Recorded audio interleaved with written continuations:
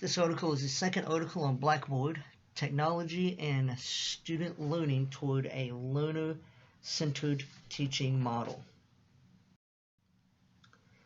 This article explores a model that could improve educational programs with a focus on three pedagogical areas. The first one being emphasis on learners' unique identity, providing active learning environments for the students, and integrating technology into classroom instruction.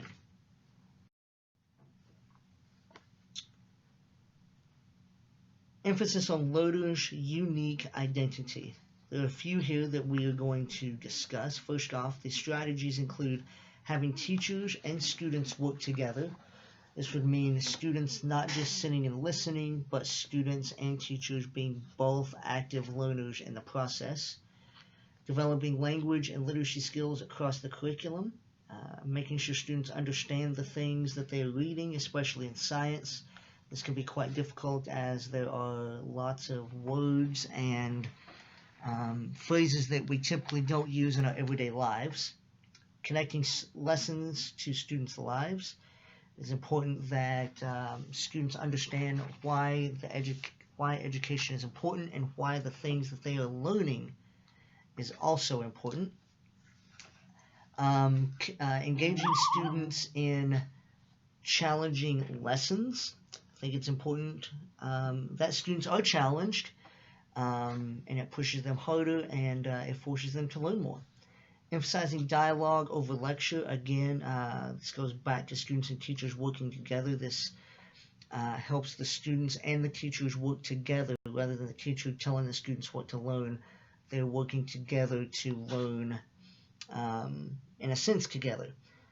Effective pedagogical practices requires teachers to engage in self-reflection about their own biases, develop respect for differences, and willingness to approach teaching from a multicultural perspective, meaning it is important that teachers realize that their own culture and the things that they know may not fall into the same camp as where the students come from. Understanding where the students come from is going to help them learn more. Providing active learning environments. Couple of active learning is based on constructive theory of education. Learners form their own representation of knowledge.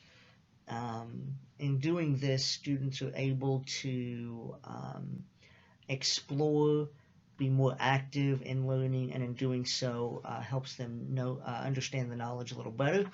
Learning through active experiences and exploration, as we already mentioned, it is important that students explore and that they're not just taught things, but they get a chance to learn things on their own and hopefully become lifelong learners.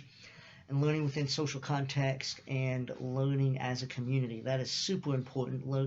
Knowing where do they fit in their community, learning how they can be active in their community. And active learning provides opportunities for students to inquire, explore, experiment, collaborate, and experience the joy of discovery. Everybody loves to discover things, and being an active learner allows that to happen. Integrating technology into the classroom instructions. There's a few ideas here. First off, teachers must be confident and capable of using it.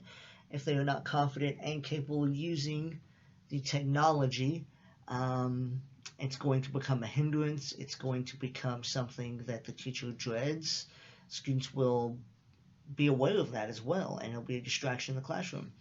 Technology should not drive instruction, but the other way around, meaning that instruction should drive technology. What we do in the classroom isn't about showing kids the coolest new technology and, ooh, look at this cool thing, but it should be the instruction drives technology. Use technology to back up the things that you're already doing in the classroom. If that doesn't happen, then what ends up happening is the technology becomes maybe a crutch, or the students go home and they're like, we did this cool thing in science where we saw this using technology, but they don't really know what they learned.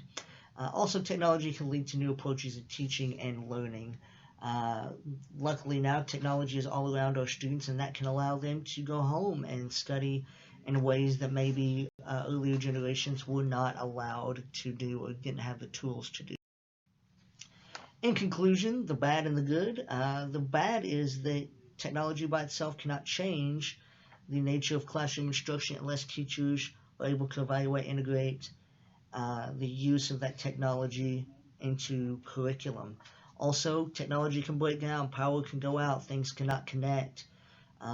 Technology can be fickle from time to time, but um, that's just the nature of technology.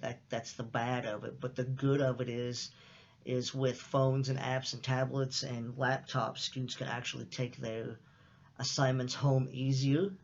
It's all more compact. They can go home and study things. They can get on YouTube. They can learn things through there. They can learn things through apps. They can see things they couldn't see in a textbook. Back in the day, if you wanted to zoom in on a picture in your textbook, not possible. But with technology, it allows them to zoom in to explore new things that technology didn't allow them to do in the past.